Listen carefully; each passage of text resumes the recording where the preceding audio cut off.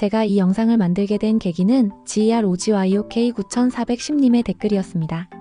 윤석열 정부가 웨스팅하우스와 굴욕 계약을 맺었다는 이야기를 듣고 과연 사실이 무엇인지, 그리고 그 배경은 무엇인지 확인해보고 싶었습니다. 제가 전하는 내용이 100% 완벽한 진실일 수는 없습니다. 다만 여러 자료를 바탕으로 최대한 균형 있게 풀어보려 합니다. 언론이 말하는 노예계약, 굴욕 협상 단순히 굴욕이라 욕하고 끝낼 수 있는 문제일까요? 오늘 그 진실을 함께 짚어보겠습니다. 체코 원전 수주 과정에서 한국은 웨스팅하우스와 계약을 맺었습니다. 조건은 충격적이었죠. 50년 5년 자동 연장, 사실상 영구 계약. 원전 1기당 약 1조 원 로열티 용역비 지급.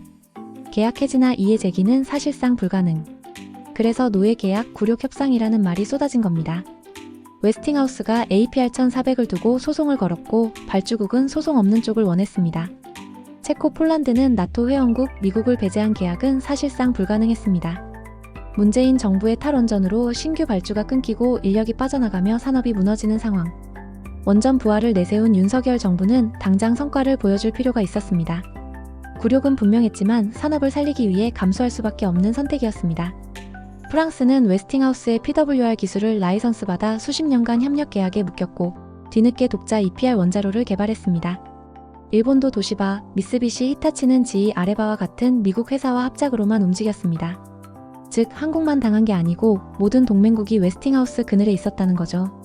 원전 1기 계약액은 70에서 80억 달러, 여기서 한국 기업의 순이익은 5천억에서 1조 원 수준.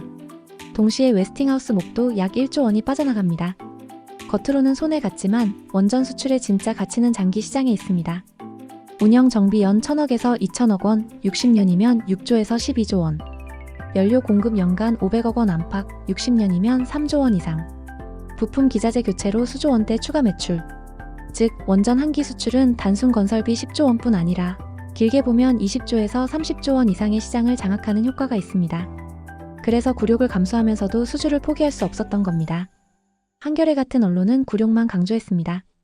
하지만 문재인 정부 탈원전의 후폭풍, 웨스팅하우스 특허 소송, 미국 외교 압박 같은 현실은 외면했습니다.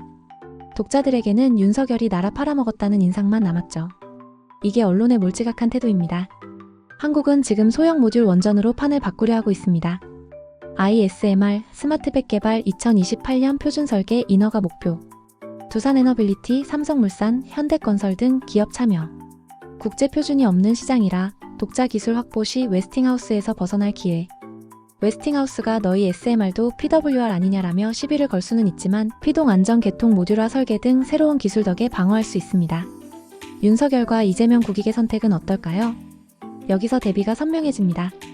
윤석열은 굴욕을 감수했지만 원전 산업을 살리고 장기적인 먹거리를 지키려 했습니다. 국익을 위한 실리적 선택이었습니다. 이재명은 자신의 공약을 지키기 위해 원전을 줄이고 재생에너지를 밀고 있습니다. 하지만 태양광 풍력의 핵심 공급망은 중국에 있고 결과적으로 한국 산업은 죽고 중국만 살아나는 구조가 됩니다. 하나는 굴욕을 감수해도 산업을 지키려는 길, 다른 하나는 공약을 지키다 산업을 죽이고 국익을 내주는 길. 국익에 맞는 선택은 무엇일까요? 윤석열 정부의 웨스팅하우스 계약은 분명 굴욕적이었습니다. 그러나 그 굴욕의 뿌리는 문재인 정부의 탈원전이었고 현실적으로는 산업을 살리기 위한 불가피한 선택이기도 했습니다. 일본과 프랑스도 같은 굴레에 묶였고 언론은 현실을 외면한 채 굴욕만 강조했습니다. 그리고 지금 우리는 또 다른 선택 앞에 서 있습니다. 굴욕을 감수하더라도 산업을 지킬 것인가, 아니면 공약을 위해 산업을 버리고 중국에 종속될 것인가. 해법은 결국 기술 독립입니다. SMR이야말로 웨스팅하우스의 그림자를 끊고 한국 원전 산업의 주권을 되찾을 유일한 길입니다. 저는 전문가는 아니지만 상식을 깊이 있게 생각하고 싶은 사람입니다. 그리고 함께 생각해볼 만한 주제가 있다면 언제든 제안해주세요. 함께 고민해보겠습니다. 여러분은 어떻게 보십니까? 굴욕을 감수해서라도 산업을 지키는 게 국익에 맞다고 보시나요? 아니면 공약을 지키려다 산업을 잃는 게 옳다고 보시나요? 댓글로 의견을 들려주세요.